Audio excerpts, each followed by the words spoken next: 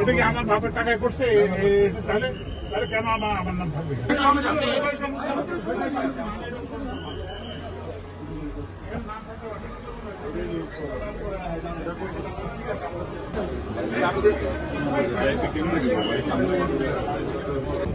আরে ওইটা ইয়ে করো, ওইটা ইমিডিয়েটলি চেঞ্জ করো।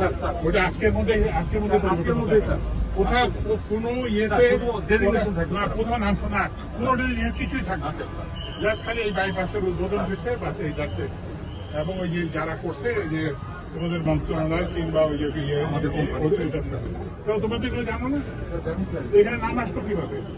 এটা কি আমার বাপের টাকায় করছে? তাহলে তাহলে কেন আমার নাম থাকবে?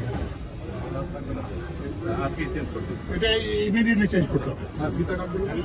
না, কিসের ফিতা কাটা? ওখানে নাম লিখছে আমার নাম চলবে। আমি নির্দেশনা দেওয়া ছিল কেন?